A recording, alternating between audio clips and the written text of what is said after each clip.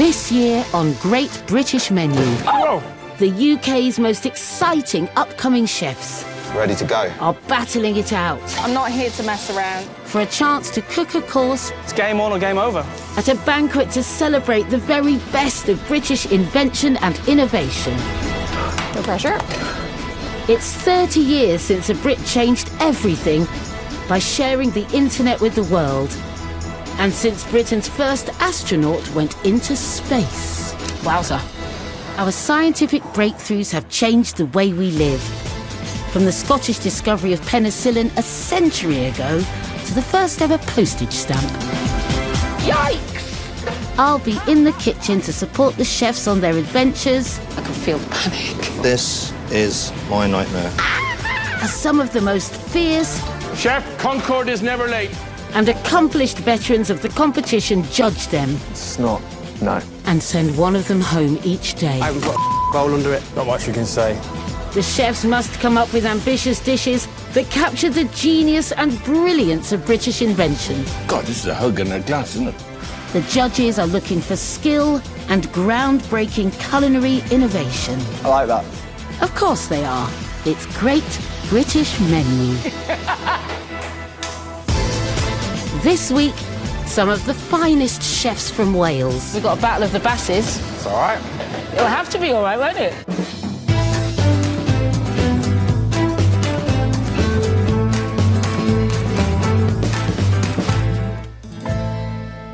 This week, the top chefs from Wales are celebrating inventions and innovations from their nation. They've got everything in Wales, from pioneering mathematicians to Alfred Wallace, whose theory of evolution preceded Darwin's. They even built the very first iron suspension bridge.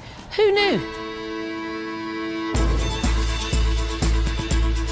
The first of our chefs is newcomer Nathan Davis. Previously the head chef at Michelin-starred Unis here, Nathan now runs his own restaurant in Aberystwyth. I'm really excited about being here to represent Wales, and in particular Aberystwyth, and hopefully I can do them all proud. Cool. Ali Bora is another newbie. He grew up in Anglesey but has spent the last decade working in some of London's finest restaurants. How's it going? I'm Nathan. Ali, nice to meet you. Coming into the Great British Menu kitchen, hopefully I can bring something a little bit unique, a little bit different. Cardiff-born Chris Cleghorn is another first-timer with an impressive CV. Hello, mate. Morning. He now runs his own Michelin-starred restaurant in Bath. I'm really competitive and I'm confident that my menu will take me all the way to the banquet. Finally, a man with experience in the Great British Menu kitchen. Howell Griffith has a Michelin star at his restaurant on the Gower Peninsula. Hello, mate. How you doing? I knew you'd be here this year. Main aim this year, absolutely get a dish to the banquet. You'll have to show us where everything's kept. I'm fired up and I'm ready to go this year. This is a good start. There's already enough fire to do the Welsh dragon proud. Hello, chefs. Hello. What is that? This is a barbecue I've built for us to smoke us out for the whole week. So you didn't come to play. No, So, canapés away. thank you. The canapés are a chance for the chefs to create a good first impression. They won't be formally scored, but could be used to decide a tie-break. I'm just going to throw some names out there. We've got Daniel Clifford, Tommy Banks, Tom Brown, Lisa Goodwin-Allen. Who alarms you the most? Daniel Clifford, I think, scares everyone. Daniel would, that would probably send me back out the door. We'll just have to see who comes through the door. Deciding their fate is a double Great British Menu banquet winner. He's one of the most exciting young talents on the British culinary scene. Everybody happy? Happy? Very Yes? Yeah. It's my old mate, Tommy Banks. Hello, chefs. Hello, chef. How are we? you? How are we? Very well. I'll start with you then. It's the Cambrian explosion and the genius of Arthropoda, and it's about Alfred Russel Wallace's work towards a natural selection. Large bite. That is a large bite. Oh. Whoa. Oh, impressive. OK, Chris, what we got next? Cup of tea, which is a mushroom tea with lamb sweetbread, spring onions and celery. Well, this is very dainty. And it was inspired by Mayor Russell Jones, one of the code breakers from Bletchley Park. and it's about her last cup of tea before home. Ali, Right. what have we got? Rendered beef fat confit leek with a onion puree labneh. You guys are trying to fill me up, I think. And then the leek is burnt on the outside to give it an extra flavour. And the inspiration was David Thomas, the creator of the hot fire furnace. Nathan. So this is the 8th power. So it's a dish made with some leeks. And it's inspired by Robert Rickford, who's a mathematician. Interesting. So, science and innovation, chef, what are you going to be looking for? Cooking is all about science. But what I'm looking for is precision. So what I want to see is perfectly executed and really interesting food. It's all up for grabs. Thank you. Thank you. Thanks, Chef. How do we feel that's gone? Tommy Banks, being the veteran chef, I think is great. He obviously wants precision, so you're going to make really sure that everything's really precise all week. So, I think we can rank these, please. Yeah, I'm going to fourth finger over Ali with that leek. It just wasn't refined enough for me to be the start of the meal. Spaghetti bolognese style. Ah, man, why not? In third place would be Chris. There's nothing really wrong with it, but there's nothing really right with it. I'm going to go Howell in second. That was a very, very tasty mouthful of food. Quite big. It was. I've got a very big mouth, luckily. Luckily. But Nathan's was the best. I think there was real depth and interest to the dish. That she's banging. Lovely. Thank you. They all told me that they're not nervous. I was like, no, bless. The liars as well. The chefs are turning to their starters, inspired by Welsh innovations and inventions. This is the first point-scoring course, so the pressure is on. Job number 1, chai ball. Chris is hoping his experience with chefs such as Michael Keynes will give him the edge. Plus, the lessons learnt on the way to earning a Michelin star at his restaurant, The Olive Tree in Bath. My career highlight was when we got our Michelin star. The food had just become less pretentious, more about quality ingredients, the flavour combinations. I'm very competitive. If I'm doing something, I want to do it to the best of my abilities. And hopefully, it shows in the end product.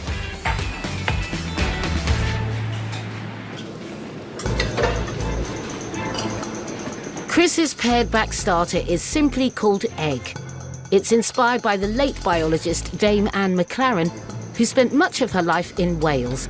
Her pioneering research paved the way for the fertility treatment IVF. So we're basically making a savoury custard with white miso and Welsh free-range eggs. Then have a white soy and mirin gel, chives, and white truffle. OK, so how are you going to cook the custard then? It's just the egg, miso, and the chicken stock, and then gently cooked into the oven at 100 degrees. Is there anything you're worried about with it? It's just getting that custard so it's not too loose, but it's set enough that you get texture off the custard. Thank you so much, Chris. Thank you. Good luck. Thank you. Cheers, Chris, good luck. Candy beetroot's going to go in cooking now. Howell's The Great Nebula of Andromeda uses the classic flavour combination of cheese and grapes to celebrate a very different branch of science. Hello, Howell. The inspiration is Isaac Roberts, and he was a Welshman who took the first photograph of our nearest galaxy. Oh, amazing. Yeah. In essence, it's just a blue cheese salad, if you like. Don't undersell it like that. You know, A blue cheese salad for the banquet? Yeah. And what's happening with the blue cheese? So I'm going to make a blue cheese mousse.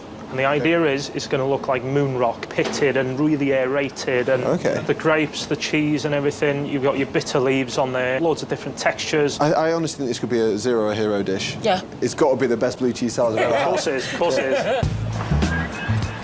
is. Newcomer Ali is hoping his time in London restaurants means that he has the breadth of experience needed to win. After a decade working across the capital, he's now head chef at Battersea restaurant Nutbourne. When I put a plate together, it's sometimes I go with the flow rather than this needs to be like that, this needs to be like that. It can change, it can change. I'm absolutely terrified about competing on the Great British Menu for the first time. I've been watching it since I first started cooking. The calibers of chefs that have been on it, you know, from 1 to 2-star chefs. It's the Olympics for chefs, isn't it? Service, please.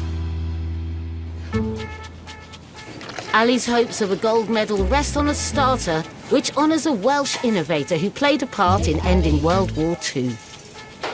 So the title is called Codebreaker. It's based on Maya Russell Jones, who was a civilian codebreaker during the Second World War in Hut 6 in Bletchley Park. Ah, the Enigma code. Yes, the dish is going to be bone marrow cold smoked and then pan-coated and deep fried. Veal sweetbreads, which are going to be poached, pan-coated and deep fried.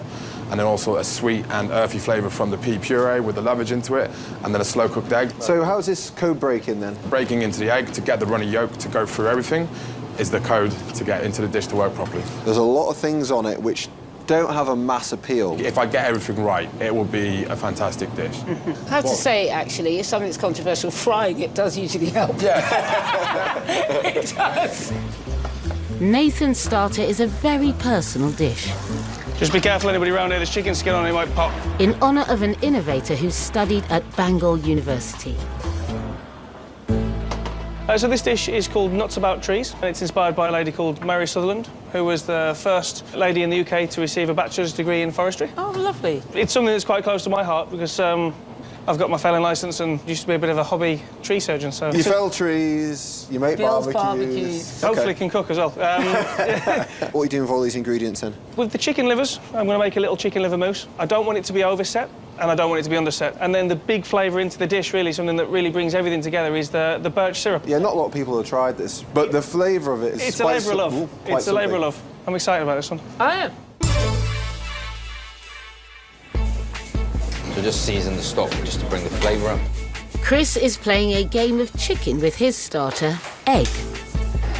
He wants to wait until just before serving to combine the chicken stock, egg and miso paste for his all-important savoury custard, or it could split. He'll serve with chopped chives, a chive oil, and a soy and mirin gel.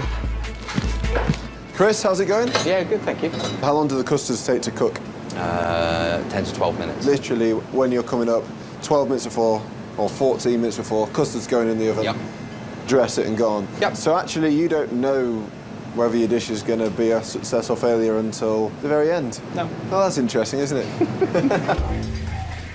So Chris is pretty calm over there, but I mean, he should be. All I've seen him do is chopping chives so far. It's I'm not sure he's really pushing himself. Sending soot your way, mate. Cheers, man. I knew there was something missing from all these. Got to slow you down. How's everybody feeling? Obviously, first time for all you three. Good, yeah. Obviously now we'd be prepping, you got a bit of prep going on, you move on to someone else in the restaurant, but solely on one dish, you're waiting for things to set. Yeah. You're just finishing things off. That's what's different. Massively, yeah. And that's time management is the biggest thing here, really, isn't it? So Anything can change in 30 seconds, can't it, boys? Howell's heating milk, cream and gelatin for his make-or-break moonscape blue cheese mousse. Gelatin's going in now. As he creates a maple syrup, maple vinegar and hazelnut oil dressing, hoping for a sweetness which complements the strong cheese flavour. Top of the cheese. It's going to get blended. Mousse mix now combined, Howell adds Welsh Pearl Lass cheese before transferring to a siphon gun. and what have you got to do? Just bring that down in temperature? Yes, I'm just trying to chill it so the bubbles stay in the cream in the mousse, because obviously if it's too hot, they just kind of break and come out the mousse. So we're almost there. We're almost there. Here we go. I'd say we're there. There we go. Howell's happy with it, but ultimately it's Tommy's opinion that counts. So I'm really intrigued by this dish, because obviously you've got a lot of things going on. Yeah. I think it's quite brave to do a salad. I've played with it a lot, and it's developed a lot over the time as well. I've got the dressing here if you want to try. So I've got the oil from the roasting of the hazelnuts, the maple vinegar, and I put a bit of maple syrup in there as well, just to increase the sweetness. That blue cheese, it is creamy. It needs something to just kind of cut through the fattiness, really. Good luck with it. I look forward to trying it. Thank you so much. I'm just taking out the bone marrow from the bone. Tommy's ranked Ali's canapé last, so he's got some making up to do with his starter called Codebreaker. But Tommy is concerned by two unusual choices of meat, veal sweetbreads and smoked bone marrow. This is applewood, and I used hickory as well. Double smoked.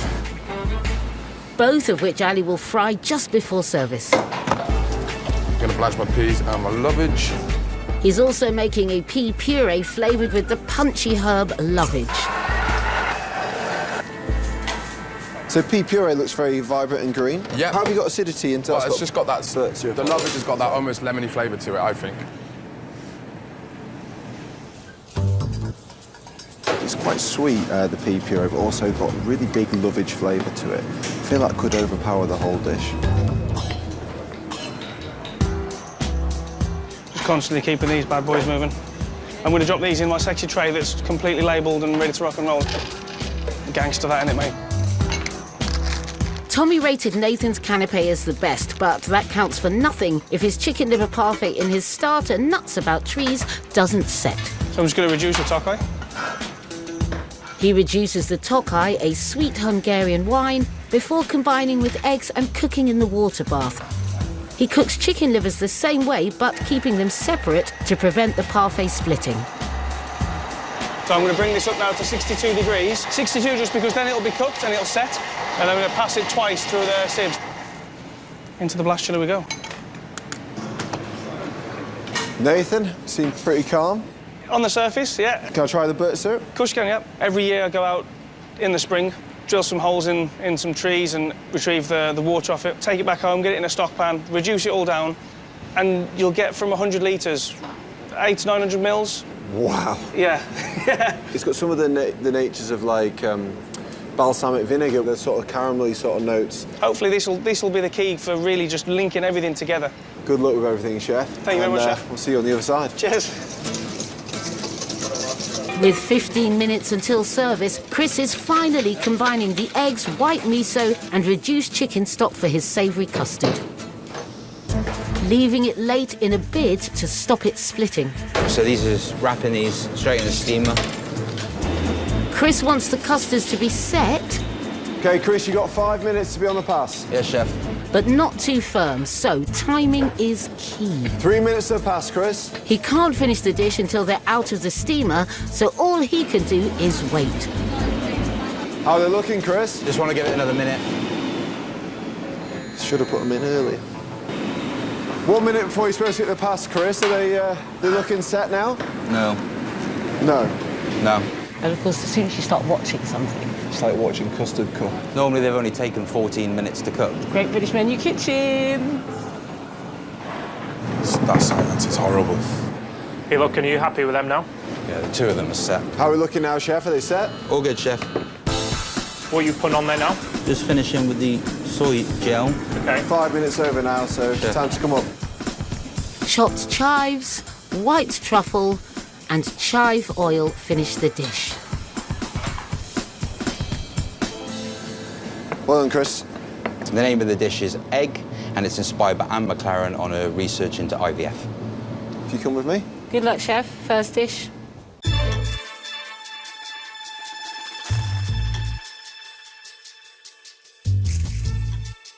What do we think about it visually? I get it's the shape of the egg and everything with Yeah. the pottery and that, so I get it's tied to the brief. Are you happy with how it's come out now? Yeah. It's lovely and rich, but still delicate on the egg. And the texture is exactly what you're going for. Perfect. Do you think it's the right texture? It's not really set, is it? Yeah. I think ours is slightly scrambled. Are you happy with how the gels worked and the acidity from that? Yeah, it just adds the extra seasoning, the extra layer, the acidity. Are you getting the mirin? I got the mirin and the miso. It's just a shame it's been lost in the way it's been presented. What would you score it? 6. Straight down the middle, I'm going to say 5. Ali, 5. Nathan. Being completely honest, I'd probably score it a 4. Well, mate, how was that? Yeah, good. Obviously, frustrated about the cooking. Crazy because I've tested it so many times. But yeah, lessons learned. Howell's next, hoping his blue cheese mousse has set to look like moon rock. How's it all coming out? Very good. Pockety, bubbly, perfect. He serves on dishes inspired by his astrophotography theme, I want it to almost fall into the picture, you know? Yeah. with beetroot pickled in white balsamic vinegar, hazelnuts and muscat grapes. You happy with every other element on there? I am, yeah.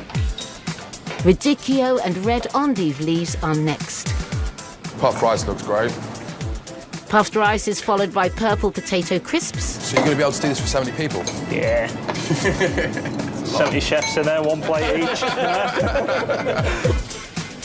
And maple syrup dressing and red love apples. They're beautiful. They're red throughout. They're kind of sweet and sour as well, almost. Welsh white truffles are next, along with candied beetroot stars. Before Howell finishes with ruby mustard frills and beetroot powder. Wow. You said it was going to be visual. It is visual. Wow. It's the Great Nebula of Andromeda, which is our neighbouring galaxy. Isaac Roberts was the first man to take a photo of it, and he was a Welshman. Let's go and eat it then. Perfect. Good luck, chef. Thank you.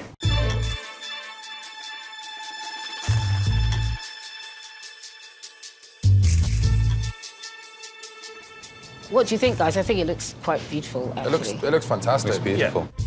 Okay, so you seem very happy with everything, how it's gone. I'm very happy with everything. I mean, the mousse, I've nailed it. It looks like a kind of a broken up moon rock. It's light, it's creamy. Let's start with the blue cheese, I think. It's lovely. Well, what's nice about that is it hasn't lost its character as pearl last when he's turned it into a mousse. And you're happy with the balance of flavours, because that's a key thing with this salad. The acidity, the crunchiness. There's a nice balance of sweet, sour, bitter.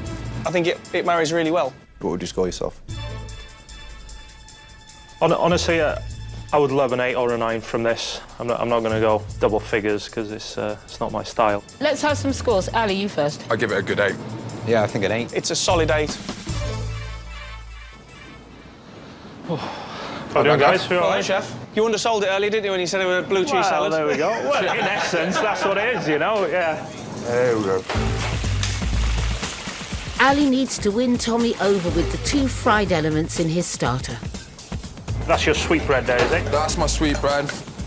With sweetbreads and bone marrow nearly ready, he checks his eggs are cooked perfectly. You happy with them? Yes and no. And starts to plate.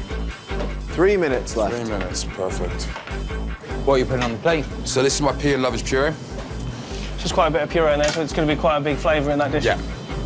Next, the delicate job of serving his eggs. Oh, you piece of... With time running out, Ali starts afresh, adding deep-fried bone marrow and sweetbreads. Okay, so you're due at the pass now. Yeah. Is that last egg coming up? Yeah. An egg which thankfully holds together on the plate, and a deep-fried lovage leaf. Okay, Ali, well done. It's called Code Breaker, and the inspiration is Maya Russell-Jones, who worked on the Enigma machines, breaking the codes during the Second World War. So the key to the dish is to break the egg. That's the code, and that will make the dish work together. Right. Good luck. Let's go eat That's it. yeah.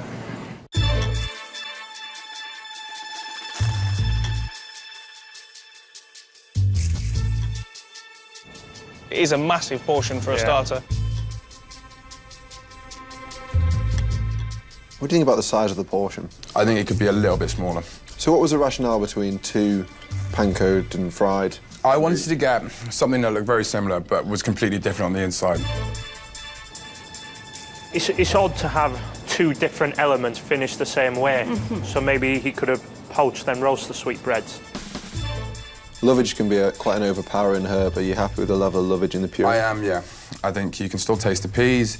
The lovage does come through. It is a strong element to it. Are you getting the lovage, anyone? Yeah. It's very strong. It's very strong. Yeah. What would you score yourself? I'd probably go 7 or a 6. I think a 6. Yeah, I'd agree a 6. And for you? I think a 6, but lose the sweetbread and that, and I think he could improve that quite dramatically, I think. All right, boys. Hello, mate. How'd that go? Yeah, good. That's not that scary, really, is it? Finally, Nathan with a woodland-themed starter inspired by botanist Mary Sutherland. This is just some roasted chicken fat. Yeah. Some of the pine nuts that have been... Toast them straight on the fire, on the coals, did you? On the embers, yeah. Yeah. The nuts and fat sit on top of the chicken liver parfait, which Nathan needs to have set perfectly to impress Tommy. The parfait turned out how you wanted it now? It's OK now, it's chilled a bit. I was a little bit anxious earlier. Fire-roasted hazelnuts and chicken skin are designed to add texture to the dish. So you've got 3 minutes to be ready. Wait, chef, thank you. Looks great. Before Nathan adds wood sorrel sprayed with pine vinegar, grated candied hazelnuts, and a dressing reduced from liquid he extracted from a birch tree. This is what the dish is all about, really. Nathan finishes with aromatic smoking pine embers. Wow. It smells like a proper autumnal forest. It's lovely. Let's go and try it, Good Chef. luck, you, Chef. Thank you.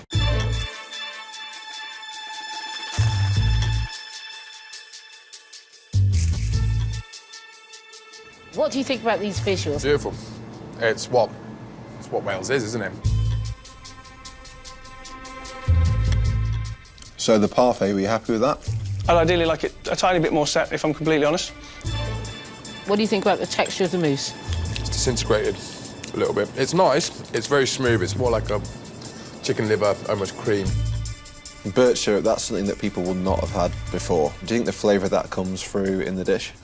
I think so, yeah. Are we getting the famous birch syrup? Oh, yeah, definitely, yeah. And the nuts and everything, yeah. So what would you score yourself for this dish? I'd shoot for the hills. I'd love to get a 9 for it, to be honest.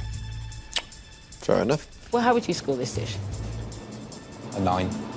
I'm going to say an 8 because it's setting of the parfait. I'm with Hob. It's an 8. Hiya, chefs. How's it going? Yeah, how are we? How was it? Good. I mean, hopefully we were impressing Tommy and it's Yeah. Yeah. going to dish out some high scores. Yeah? Yeah. I hope so.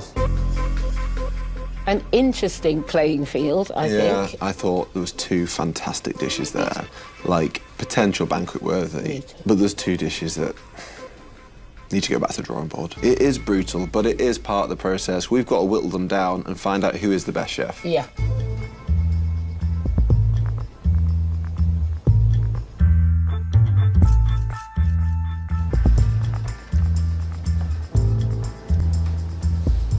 Chris, start with you. For your dish, egg. I like the take on the brief. I thought the flavour of the custard itself was good. The miso came through, it was nicely seasoned.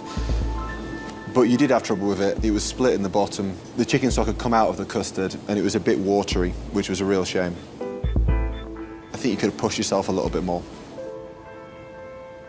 Howell, for your dish, the Great Nebula of Andromeda. The blue cheese foam, I think the texture was great and the blue cheese flavour came through perfectly. And I think the dressing, the real genius of that was that you toasted the hazelnuts in the oil and that gave it some beautiful depth to bring it together. At the end of the day, it was a blue cheese salad, but it was a very good one. Thank you. Ali, for your dish, Code Breaker. The deep fried sweetbreads were cooked nicely. The smoked bone marrow was delicious. The pea and lovage puree, I think if you're going to use a puree like that, maybe a few little dots of it would work quite well, but the amount of puree you put on, it became a very dominant part of the dish. And then Nathan, for your dish, nuts about trees. I think the parfait had a really good flavour. I think it could have been set a little more, just a little bit firmer. It wouldn't have amalgamated with the rest of the dish quite as much as it did, and that would have just really helped bring the whole thing together.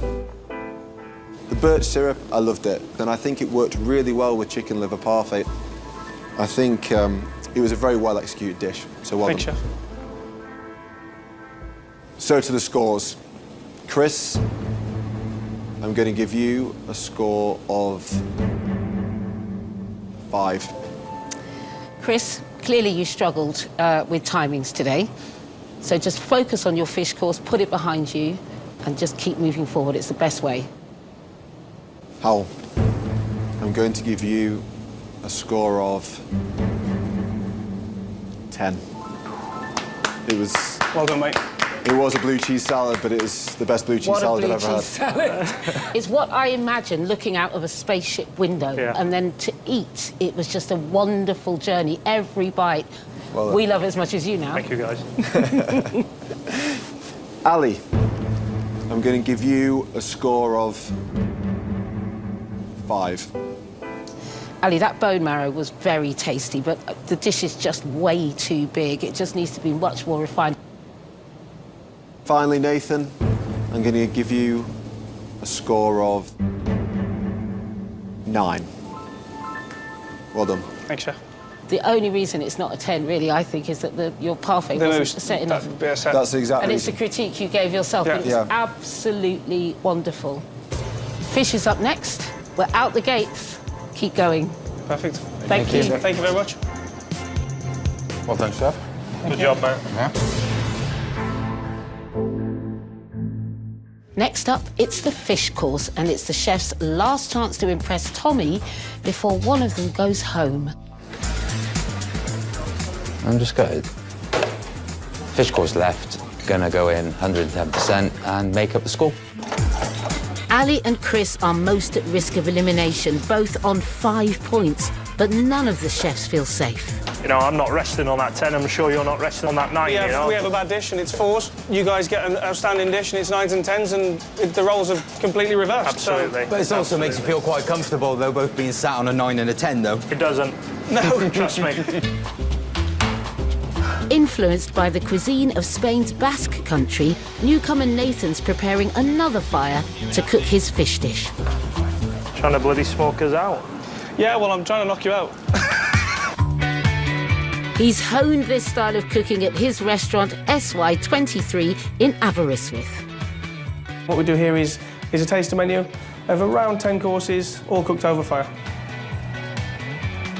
When I went to San Sebastian, I saw the way that they cook on fire and fell in love with it a little bit, really. Came back home, built myself a few barbecues to enable us to cook over fire.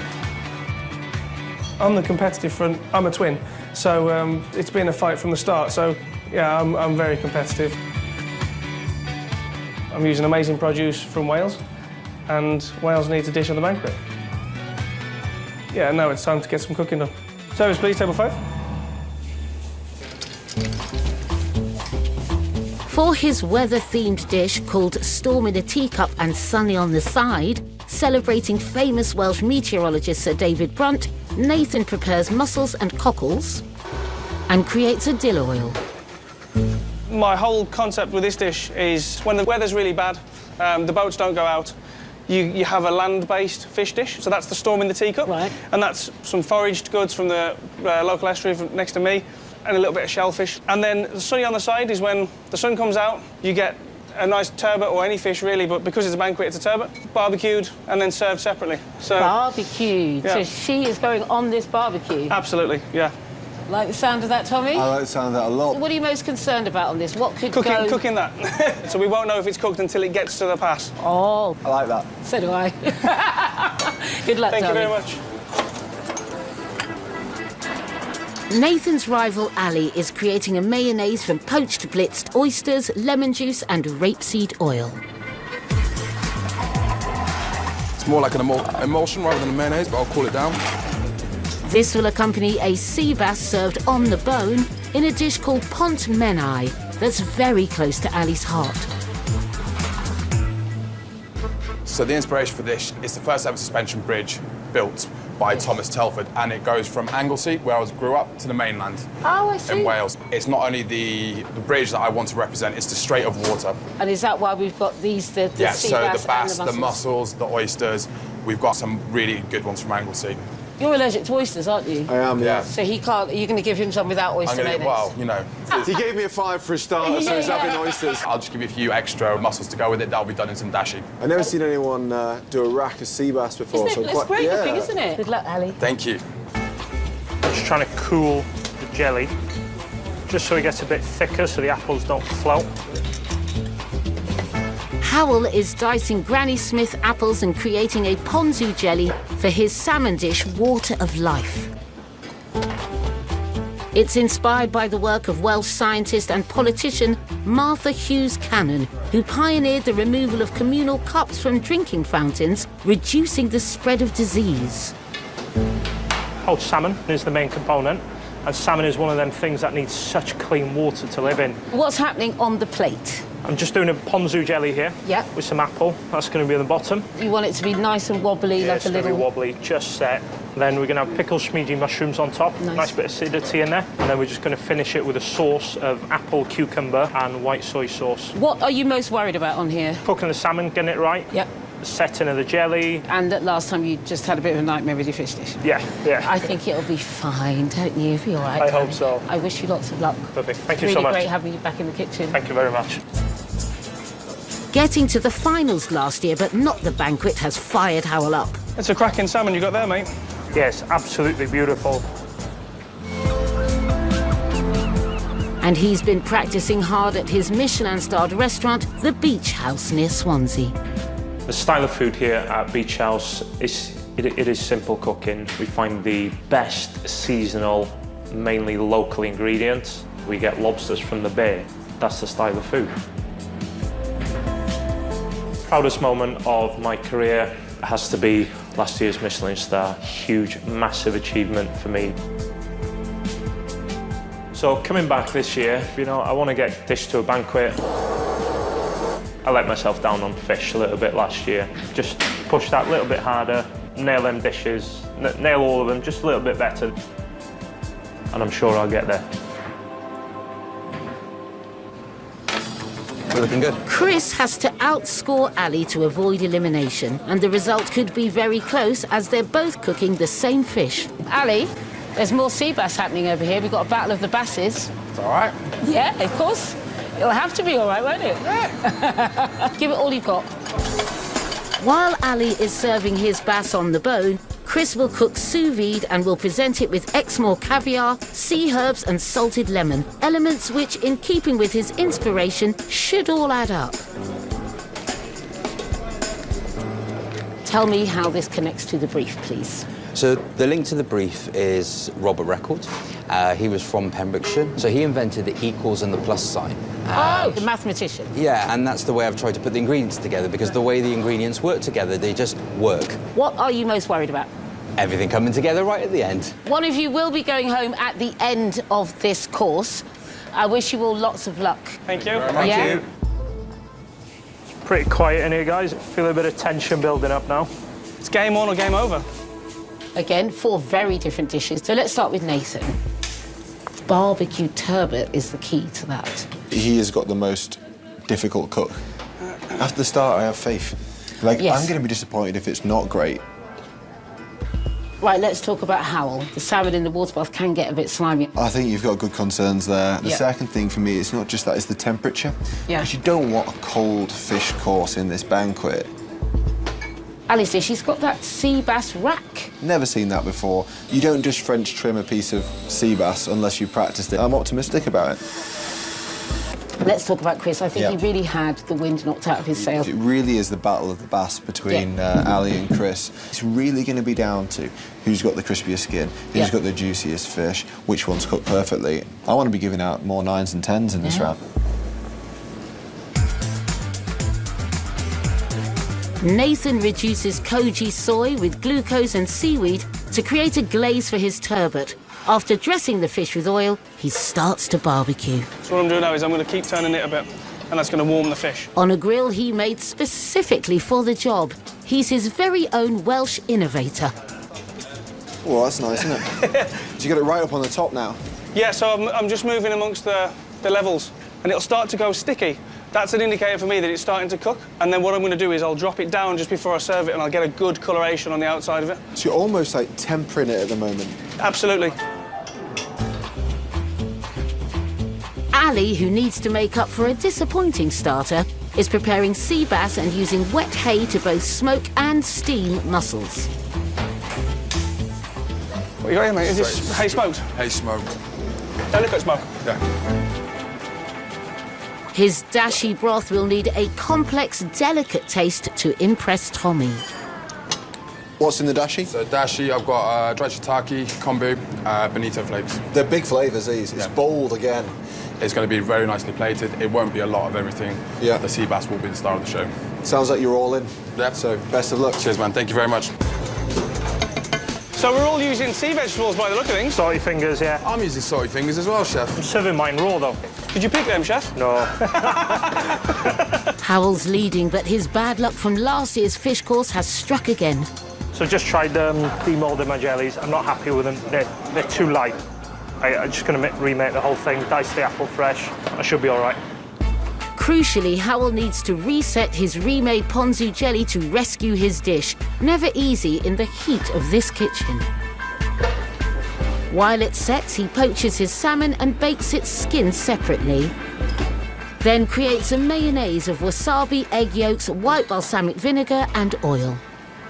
What's in here? So that's my wasabi mayonnaise. Bit of spice, bit of kick in there, bit creamy. Is this going to be another 10 out of 10? I hope so, that's what I'm gunning for. Good man. I'll come here for a low number, so... Well, best of luck with it. Lovely, thank you so much.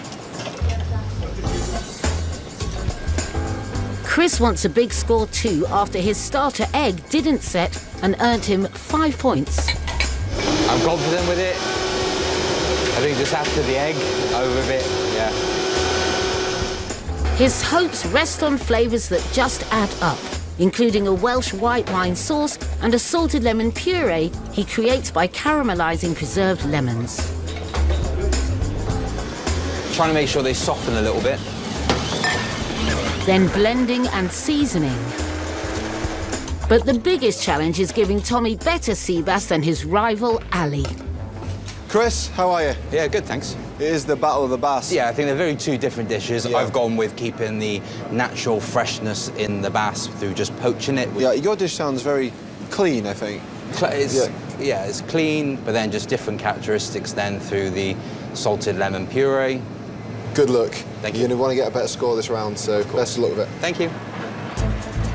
Nathan is first to start plating. Final check on the turbot there. Still unaware if his turbot is cooked perfectly. Just rest that for a second. He adds miso to his own cultured butter before cooking with sea vegetables.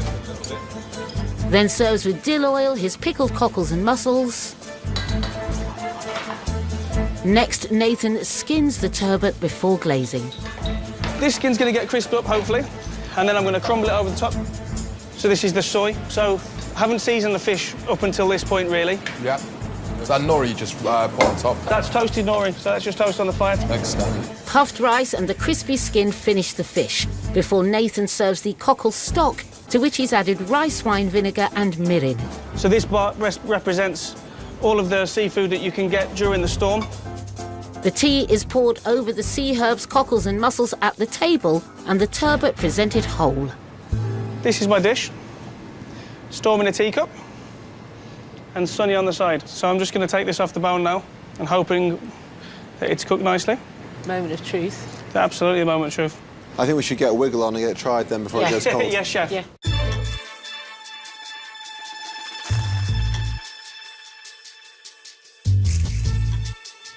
That's some quite excellent presentation, though. Absolutely beautiful. So the broth, are you happy with the sort of the level of flavour in that?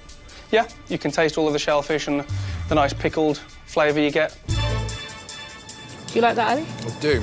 Really well balanced. So the big question then is, are you happy with the cooking of this fish? Yeah, I think it dropped off the bone lovely. It's nice and flaky. The cooking's lovely on it. I think you could do with a little bit more, touch more seasoning, but only ever so slight.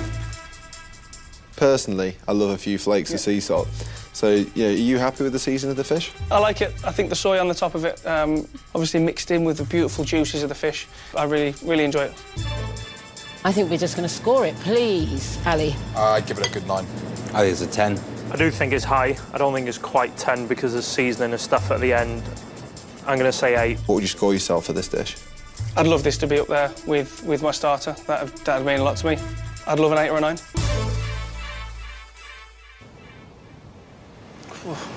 Did you enjoy it? Yeah, it's delicious. Stunning. For me, the turbot after that shellfish was amazing.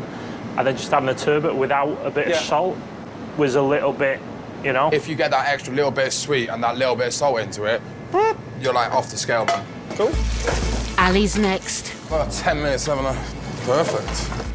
Finishing the delicate job of preparing sea bass, which he'll serve on the bone, pan-fried. Happy with how it's all come out? Yeah, I think if I had a bigger fish, it would have been easier.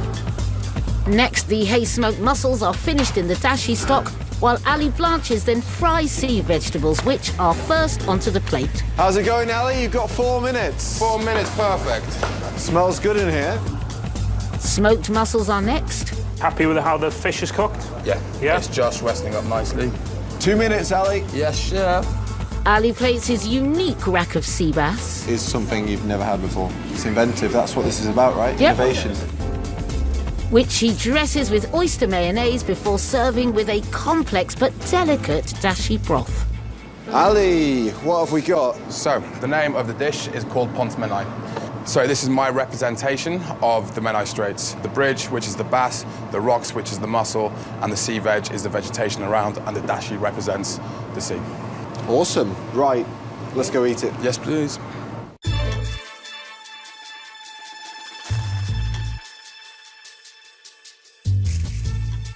What do you think about the look of it, guys? Great collection of ingredients, and it looks like it's listened a bit. It's a bit more delicate.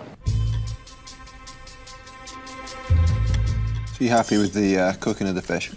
I am, yeah. Skin could have been slightly more crispy. My piece of sea bass was nice. Just flakes enough. The rib bones here, that represents the bridge and does Yeah. look super cool, but you do also have the bones sort of running Through the sides. through the sides as well. You have just seen a whole fish go out, which has got bones on the side of it. So it's something different that no one has seen before. Have you tasted the dashi? Yeah, the dashies. Yeah. You can taste the mushroom in it. Yeah. Yeah. So the flavour of the dashi, you're happy with this? Yeah. I think it's quite light, it's nice. Hey, smoked mussels. The mussel smokiness is just beautiful. Scores, please, my dear. I think it's a 7. Chris, what do you think? Yeah, I think I'd say a 7 as well. So I think a 7's a good fair Yeah. result. What would you score it? I'd give it a good 7. Okay. All right, guys. How's it going, chef? How was that? Good, much better, much easier. Good. I felt a lot happier going in then. Howell's finishing pickled mushrooms. Let it room up now. For a dish Tommy was worried would be too soft in texture. This looks interesting. I got a sauce made of apple, cucumber, and white soy sauce. Howell decants the sauce into a dispenser in honour of a Welsh-born physician who transformed hygiene standards at communal water fountains. Come on.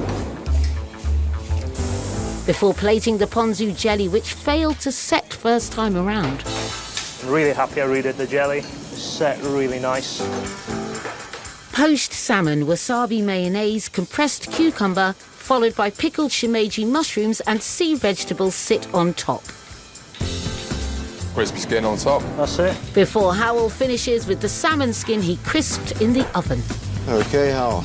The name is Water of Life, and the inspiration is Martha Hughes' canon. One of the key things she did to stop the spread of virus and diseases was to take communal cups away from drinking fountains. So the sauce is here. Ah. Cool. And there we go. Do you like the look of it, guys? Yeah. Looks lovely, very pretty. And the prop is amazing. Right, let's get down to business. Yeah. Let's go. Go on then. Yep.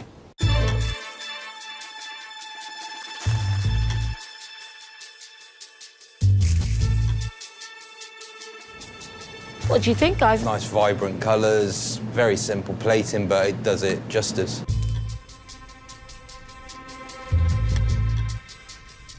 You happy with the way this is cooked?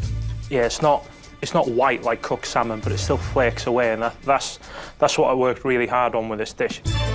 This has got a beautiful texture. It flakes deliciously. A little bit more seasoning, I think. You'll be right there. It would elevate that fish up again. And you happy with this new texture of the jelly?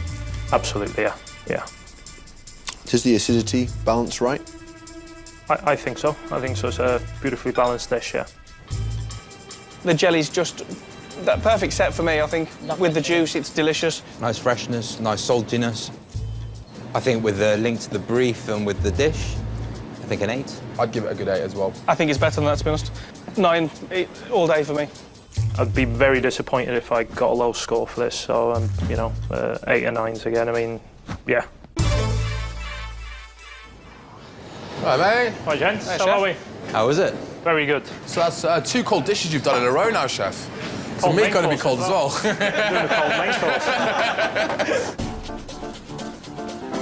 Like Ali, Chris is serving sea bass, cooking it in a water bath at the last minute. Happy with everything? Yep.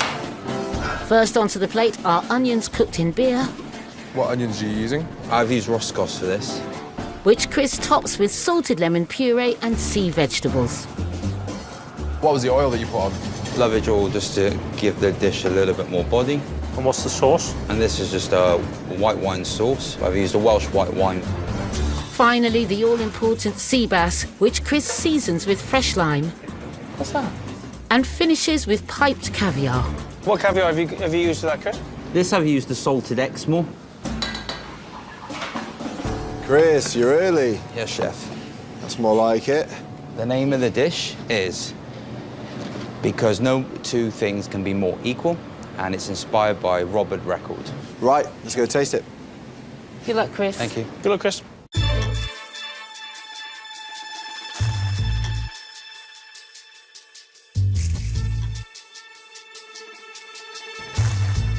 What do you think, guys? Like the look of it? I think it's what he's visualised the dish to be, so I'm looking forward to trying it. He's got what he wants on the plate I this think time, so, yeah, hasn't he? yeah, So he definitely, must yeah. feel quite relieved, I would say. OK, so what temperature is this fish cooked at then? 53 degrees. So you happy with the fish? Yep. I think it's slightly, maybe could have gone a little bit longer. You think it's a bit under? A little bit. I wouldn't say it's particularly under, I'd just say it's a normal sous vide piece of fish. And the salted lemon gel, it's quite a strong flavour, isn't it? It just kind of adds that cutting edge to cut your palate back down again, to start fresh off before you have that richness of the sauce again. And the preserved lemon puree, if you've tried that yet, that's really that's tasty. been my favourite of all of it. OK. I'm going to get some scores off of you. Might seem a little bit harsh, but probably a 6. It's exactly what I was thinking as well. 6. 3 6s. So obviously going into this course, you need to make up a bit of ground, or it's you and Ali are very close together.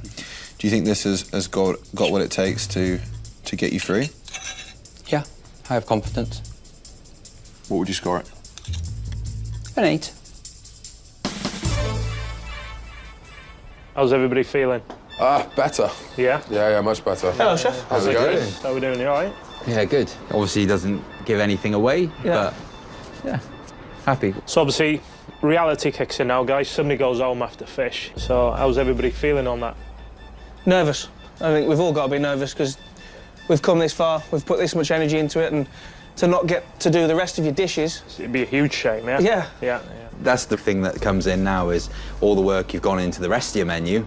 You could be going home now. So, how was the fish course for you, Tommy? Really good. There was one dish for me that was absolutely outstanding. So great. Yeah. So, Ali and Chris, they both seem to have pulled out all the stops and are doing everything they can to stay in the competition. How close is it? Yeah, they're pretty neck and neck. There's not much between them two chefs. So, but you'll have to put something between them. Yeah, I will. And that's not an easy decision to make. No. It's really quite nice when you tell someone else do all the scoring. I quite like it.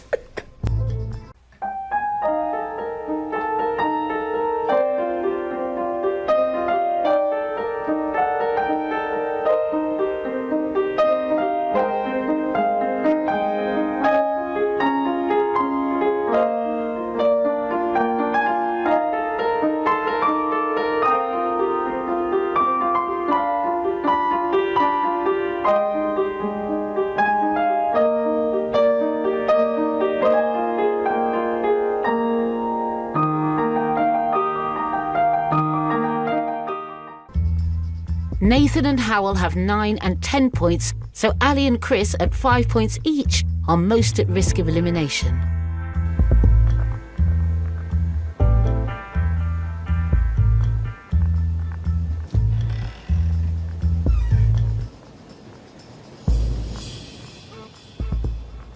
Well, the competition really stepped up for the fish course. It was really great to see some beautiful, beautiful cooking.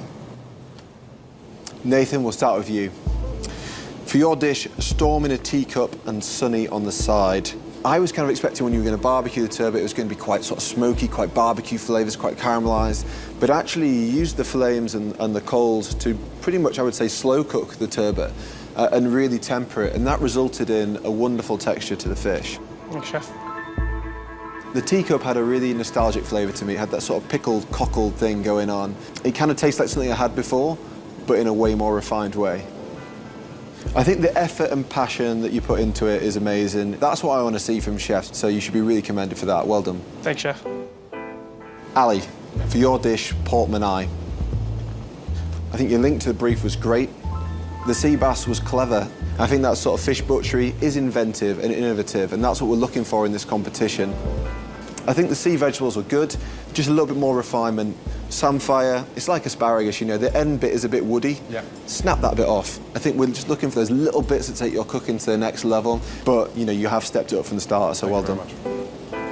Howell, for your dish, water of life. I love the link to the brief, and the little water fountain is a great touch. The apple and ponzu jelly, you weren't happy with it, and you made it again. It was nice and soft, and the sort of acidity it brought to the plate really brought the whole thing together, so you made a good call on that, I think. But the salmon, for me, cooked like that, it's just not really my bag. It was quite sort of soft and flabby, so that would be my criticism of the dish. Chris, for your dish, because no two things can be more equal, I like the link to the brief, but it didn't really spring out for me from the plate. The preserved lemon puree, I think, was delicious. That had a good sort of salty sharpness to it. The viscosity of the sauce is brilliant as well. Again, on the fish, water bath in the sea bass like that, I find it a bit bland. And the caviar as well, I understand why you did the cross, but I don't think it's a good way to showcase caviar, to pipe it like that. I think you've got to be really delicate with caviar and, you know, have it fridge cold and dollop it in one big dollop so you get that creamy richness. I think the dish as a whole, though, it was very classical and it was pleasant to eat, but it lacked real innovation, inventiveness, which is what we are looking for in the competition. So to the scores. Ali, we'll start with you. And I'm going to give you a score of 8. Thank you. Ali, Thank you very much. love the invention on this dish. It was way sharper, much more refined. Really, such a huge leap from one course to the next. They're really excellent. Thank you very much. So next we have Howell, and I'm going to give you a score of 8 as well. Howell, I am concerned about the texture of your salmon. Matthew Fort does not like water bath salmon. Yeah. Just telling you. Yeah. OK. So to Nathan, I'm going to give you a score of 10. Well done. Cheers, really well done. Thanks, Chef. This dish was absolutely amazing. Watching you work was hypnotic. It really, really is. It's inspiring, it's beautiful, and it makes me quite emotional. I get a little... Don't do it because you'll make me. Sorry. Thank you so much. Really kind. That is a dish I could see at the banquet. Yeah. But, Thanks, you know, Chef. Finally, we come to Chris. And I'm going to give you a score of 7. Chris, unfortunately, that means that you've got the lowest score and you're going to be leaving us. You have grown in this competition over just 2 courses. So I'm really sorry to see you go. Yeah, I'm sorry, Chris, but thank you for your contribution. And to the other 3 of you, like, come at it hard tomorrow. I want to see more good cooking, some really solid flavours. All right, guys, thank you. Thank you. Congratulations. Thanks, Sorry, chefs. Chris. Thank you. Going. Lucky, mate. Sorry about that, bro. Close. Yeah, I'm generally gutted to be going home. Thank you, well done. Could have done better, but maybe next time. Congratulations. Well done, mate. Congratulations on 10, well done. I'm over the moon. 2 dishes, 9 out of 10. Made up. Really made up. There's still fight. I'm ready to go for main course now. I'm fired up. Onions in there. Tomorrow, the heat is on as the 3 remaining chefs After a 10, there's nowhere else to go. battle it out over mains and desserts. Make or break. Make or break. But which, if any, will light Tommy's fire? Wow, OK.